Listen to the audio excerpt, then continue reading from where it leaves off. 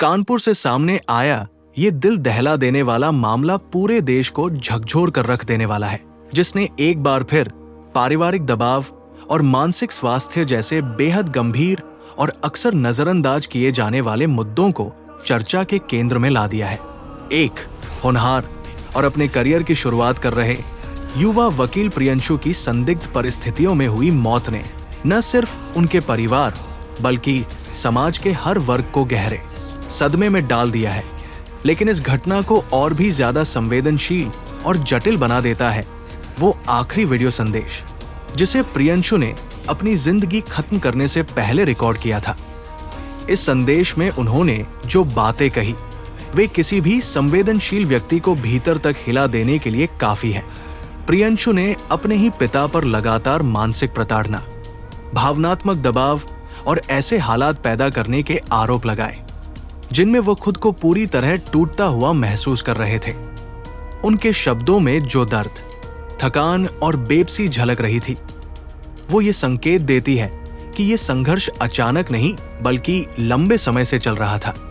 अपने आखिरी संदेश में प्रियंशु ने बताया कि वो लगातार ऐसे माहौल में जी रहे थे जहां उनसे अपेक्षाएं तो बहुत थी, लेकिन उनकी भावनाओं को समझने वाला शायद कोई नहीं था। उन्होंने कहा कि उन पर बार बार दबाव डाला जाता था, उन्हें मानसिक रूप से परेशान किया जाता था और धीरे धीरे वो इस स्थिति से बाहर निकलने का रास्ता खोते जा रहे थे।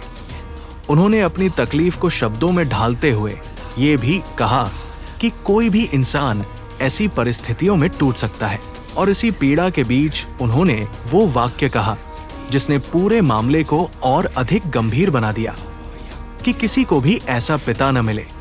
ये कथन अब इस केस का सबसे विवादित और चर्चा का विषय बन गया है, जिसने लोगों को दो हिस्सों में बांट दिया है। कुछ लोग प्रियंशु के दर्द को समझते हुए उनके लिए न्याय की मांग कर रहे हैं, तो कुछ लोग पूरे मामले की निष्पक्ष जांच की बात कर रहे हैं ताकि सच्चाई पूरी तरह सामने आ सके। इस घटना के बाद सोशल मीडिया पर प्रतिक्रियाओं की बाढ़ आ गई है। लोग इस मुद्दे पर खुलकर अपनी राय रख रहे हैं। कई लोग इसे एक व्यक्तिगत त्रासदी से ज्यादा एक सामाजिक समस्या के रूप में देख रहे हैं, जहां परिवार के भीतर संवाद की कमी, अत्यधिक अपेक्षाएं और मानसिक स्वास्थ्य को लेकर जागरूकता की कमी एक खतरनाक स्थिति पैदा कर देती है।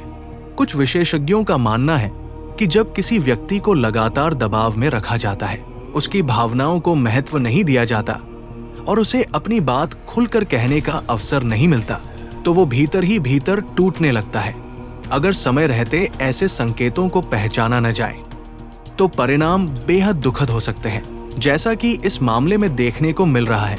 फिलहाल पुलिस इस पूरे मामले की गहराई से जांच कर रही है। प्रियंशु का आखिरी वीडियो संदेश जांच का सबसे महत्वपूर्ण हिस्सा बन चुका है, जिसे तकनीकी और कानूनी दोनों स्तरों पर परखा जा रहा है। पुलिस ये समझने की कोशिश कर रही है कि प्रियंशु द्वारा लगाए गए आरोपों में कितनी सच्चाई है और क्या वाकई वो लगातार ऐसे दबाव में थे जिसने उन्हें इस कदर तोड़ दिया। परिवार के अन्य सदस्यों, करीबी लोगों और परिचितों से पूछताछ की जा रही है ताकि घटना से पहले की परिस्थितियों को पूरी तरह समझा जा सके। साथ ही ये भी देखा जा रहा है कि क्या इस मामले में किसी प्रकार की लापरवाही या प्रत्यक्ष जिम्मेदारी तय की जा सकती है। ये मामला सिर्फ एक दुखद घटना नहीं है, बल्कि ये समाज के सामने कई गहरे सवाल खड़े करता है। क्या हम अपने ही घर में रह रहे लोगों की भावनाओं को सही मायने में समझ पाते हैं? क्या हम अपने बच्चों या परिवार के सदस्यों पर अनजाने में इतना दबाव डाल देते हैं कि वो उनके लिए असहनीय हो जाए?